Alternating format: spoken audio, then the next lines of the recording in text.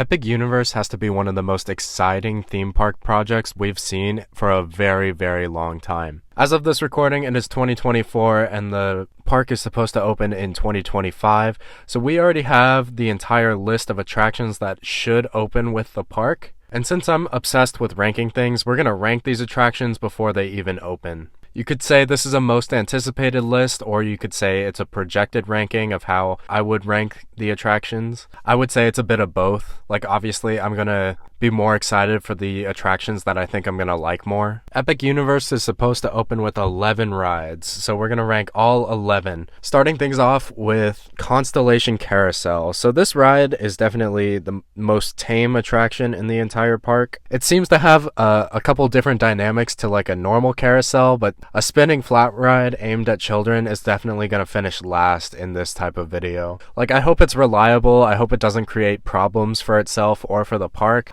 So I hope it's unique and it works out well for Universal. Moving up to number 10 is Yoshi's Adventure. Just like Constellation Carousel, this is probably one of the tamest attractions at the entire park. It might actually be the tamest. We'll see how the Constellation Carousel runs. But we already know how this attraction runs because it opened in Japan. It's a slow-moving Omnimover style ride, but it's outdoors.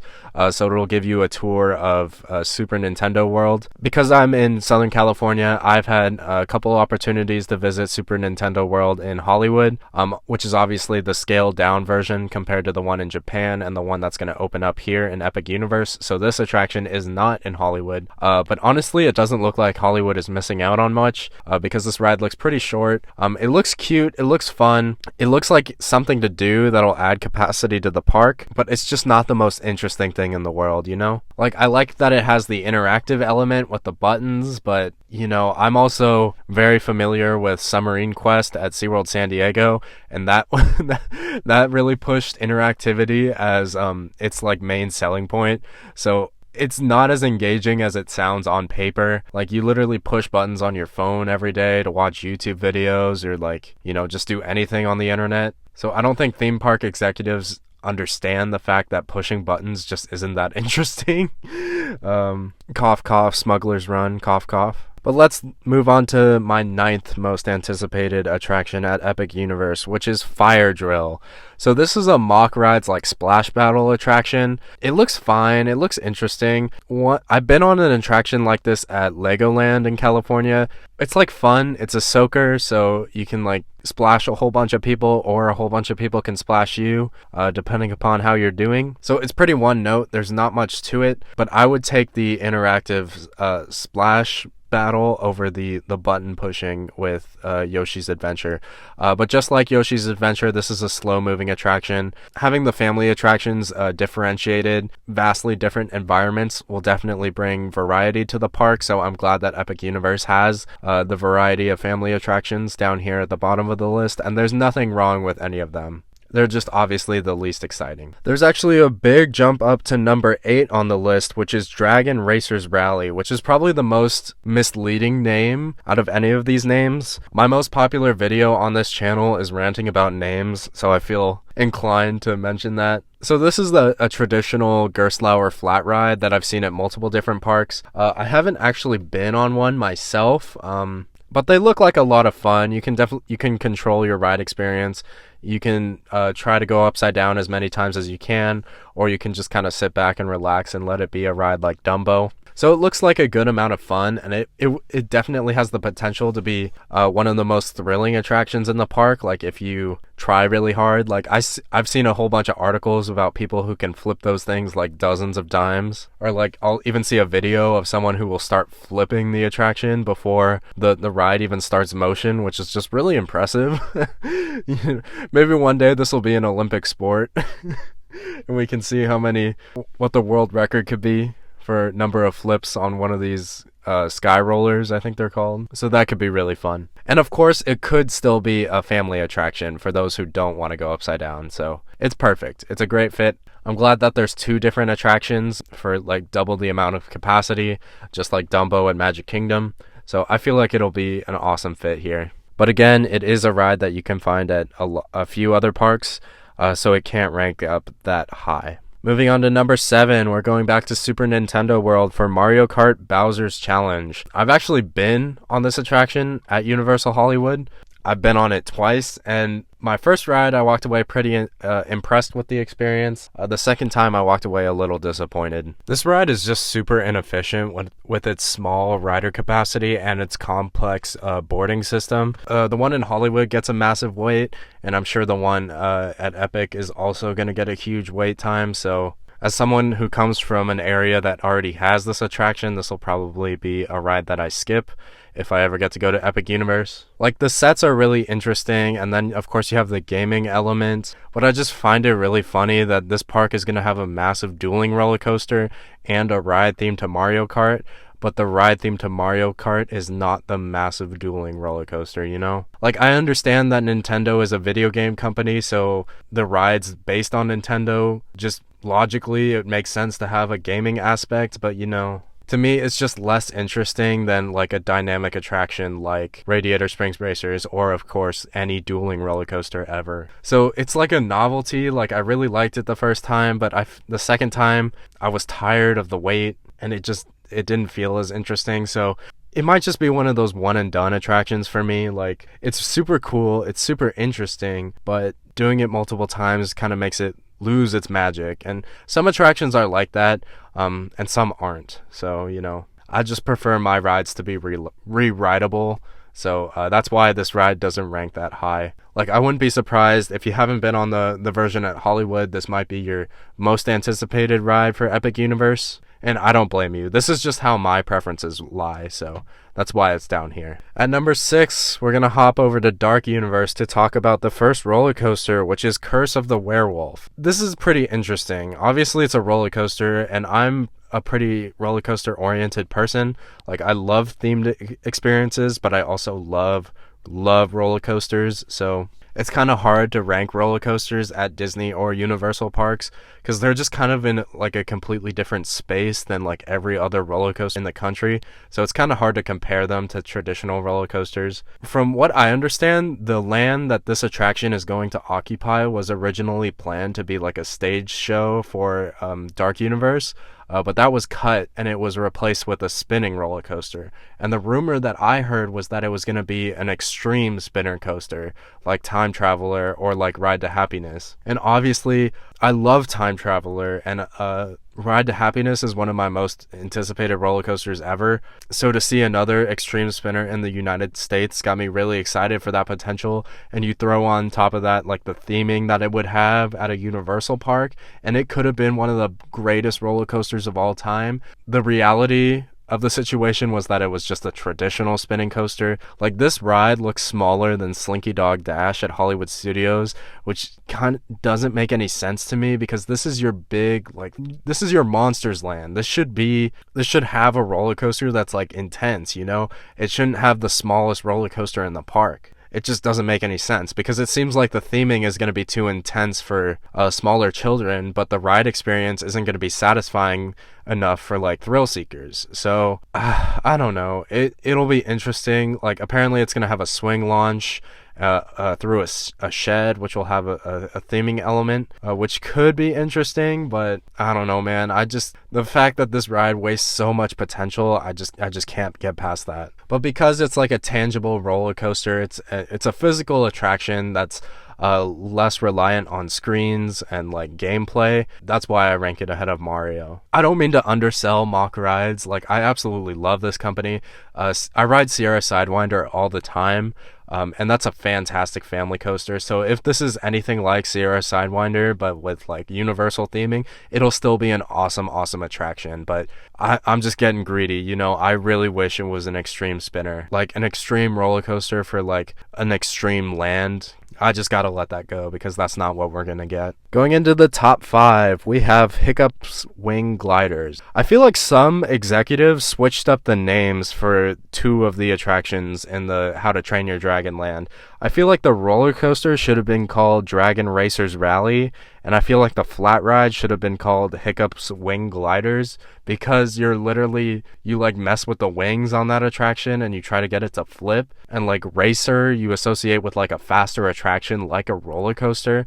So I don't know what happened. I feel like these rides should switch names. It just doesn't make any sense to me. But the attraction itself looks pretty interesting. Similar to Curse of the Werewolf, I kind of had a bit too high of an expectation when I heard like a description of the attraction before I learned like the actual scale of it. I heard it was going to be a toned down Hagrid's, and it looks like a very toned down version of Hagrid's. Like Hagrid's has the novelty of the spoilers in the attraction, which I'm not going to discuss.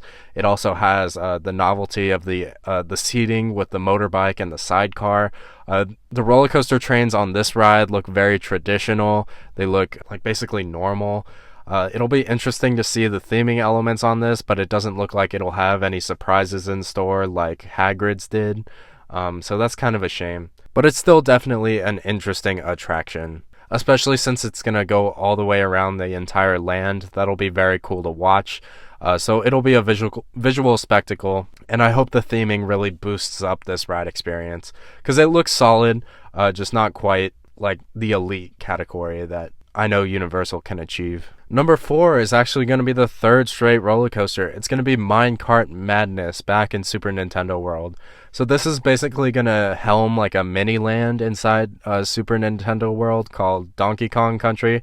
And the ride system looks very unique. The only issue is I'm a little worried about capacity, because these things have like Wild Mouse sized cars.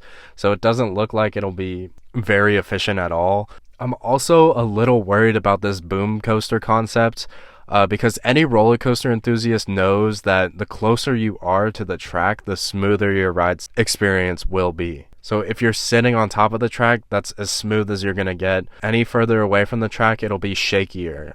Just look at like B&M wing coasters. Like if you sit in the seat that's closer to the track, you're going to have a smoother experience. If you sit in the outer seat away from the track, it'll be shakier because you're further away from the center of the track. And obviously the nature of this attraction means that all of the guests are going to be pretty far away from the physical track that the ride vehicle is attached to. So I'm worried that this thing is going to get rough. And you combine that with the low capacity and the fact that this is a Universal park, so you know they're going to be cycling that thing constantly, and it's in Florida, so it's going to be open 365. This might age really, really poorly, and I know nobody wants to hear that right now. This has the potential to be a disaster from an operations perspective. I'm not an engineer. Just from like my experience riding roller coasters and knowing how like Incredible Hulk at Islands of Adventure, that's like a very efficient B&M coaster. Like that's a well-designed machine specifically for fast speeds and like high intensity, and that reached the end of its service life very, very early.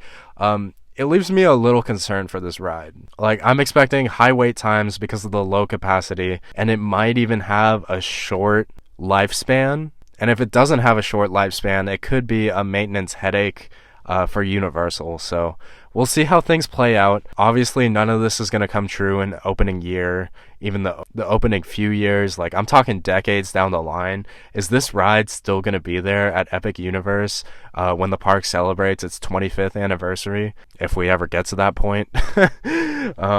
It's just something to think about that I don't think a lot of people have talked about. So there is a little bit of cause for concern from that perspective. But the reason that it ranks so high in this video is because it looks like it's very interesting. It's a unique idea. It could be a lot of fun. Universal has also claimed that this ride experience is going to have 0 screens. So that means a lot of practical effects, which could be really, really cool. I'm hoping that it'll be an awesome ride experience. And I hope that capacity isn't a big issue, but I'm really worried that it will be. Also, just like the Mario Kart ride, this might be an attraction that's kind of a gimmick. Like, it might be cool the first time, but is it going to hold up on your second, third, or fourth ride? I don't know. You may not even get to ride it 3 or 4 times because the line's going to be so long because the ride has no capacity. So we'll see how this goes. But in my opinion, Epic Universe has a big 3. Like, the top 3 rides that we're about to talk about are definitely the most exciting. So I'm really interested to see how these rank up for a majority of people. So I might regret this because I am a roller coaster enthusiast, but I put Stardust Racers at number 3 for my most anticipated ride at Epic Universe. So this layout looks absolutely spectacular. Mach Rides is probably the most underrated manufacturer. I absolutely love this company, and I want to see this manufacturer build so many more rides. I want this, especially since they got the contract for this attraction. I really want this to be a home run so that they build more attractions in the United States. Like, plus, I love the layout. The layout looks absolutely spectacular. It looks absolutely loaded with airtime moments, and I absolutely love airtime. So this is my type of ride, like 100%. This is going to be incredible. Like, the top hat looks amazing. Like, even the turnaround looks like it's going to give some sick airtime.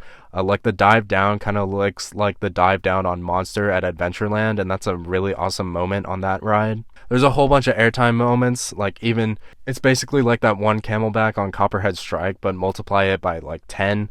Like, there's a whole bunch of those moments, and some of them are shaped differently, so it's going to have different types of airtime. Like that switchback hill that both tracks go through towards the end of the attraction might be an awesome airtime moment. There's one on Time Traveler that is a sick airtime moment. Like, I love that part of Time Traveler, so this could be like one of the best airtime moments on the ride. And of course, the celestial roll, that's a one-of-a-kind element. It could be really interesting, but the fact that both tracks only have one inversion means that it's just jam-packed with airtime. So this is my type of layout. It's like Mach Rides built this specifically for me. So I am beyond excited for this attraction to open. Like, I love Copperhead Strike, and that attraction looks like it's like a third of the size of Stardust Racers. So I'm just beyond excited for this attraction. It's going to be so awesome. I love the restraints. They're comfortable and they allow you to feel the forces. So this is going to be spectacular. Plus, Back to the Future is like my favorite movie of all time. And the back of the trains have a flux capacitor. So they built this ride for me. I'm so excited for Stardust Racers. And it's only at number 3. So, man, this attraction is going to be awesome. The more that I'm talking about it, it just gets me more and more excited for this, and I feel like I should have put it at number 1, but these other 2 attractions look spectacular, so let's dig into those. Number 2 might be a contender for the longest and dumbest name of all time. It is Monsters Unchained: The Frankenstein Experiment. So this is going to use the same KUKA arm technology that Forbidden Journey uses at multiple Universal parks, and I've been on that attraction at Islands of Adventure and at Universal Hollywood, and it's absolutely spectacular. It's an amazing dark ride. It's like one of the best ones out there.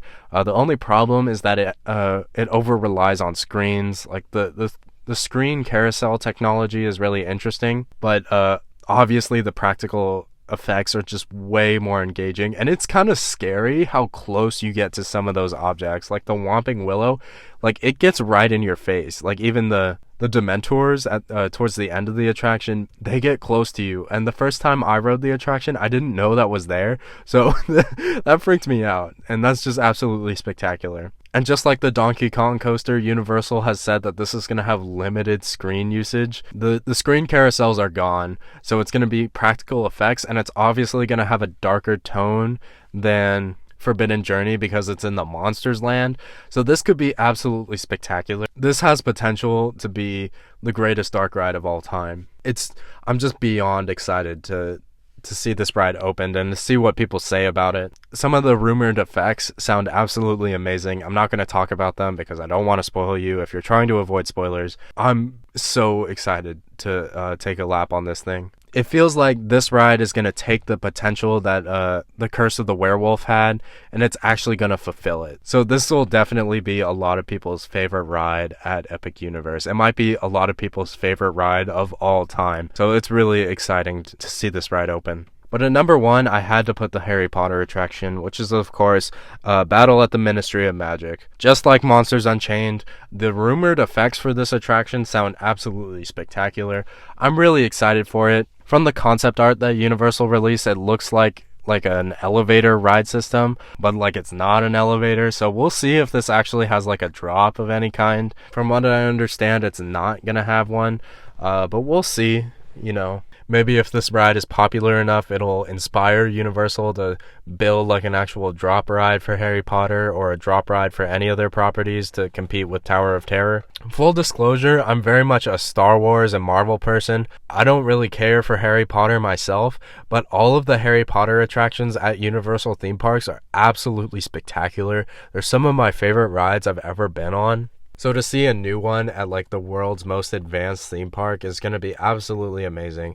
I'm sure this ride is going to be so popular. It'll probably be the most popular in the park. And this very well could be Universal's like Rise of the Resistance. From what I understand, this is the most complicated ride at Epic Universe, so it might have the most technical issues, especially when it first opens. So if you have the opportunity to ride this attraction when it first opens, make sure you take advantage. Because if you look back at a ride like Rise of the Resistance, when it first opened, it had effects that aren't working anymore. Like those cannons towards the end of the attraction, those are static figures now, so there could be animation in this attraction that will only be there for the opening year. So make sure you grab a ride on this attraction. It looks absolutely spectacular. I'm very, very excited. And I'm really interested to see how I would rank these attractions after riding them. Because even though I'm a roller coaster enthusiast, I love themed experiences, so it's really going to be hard to compare Stardust Racers to the two dark rides at number 1 and number 2. It'll be interesting to see what a majority of people say. This might be one of those parks where just everyone has a different favorite ride,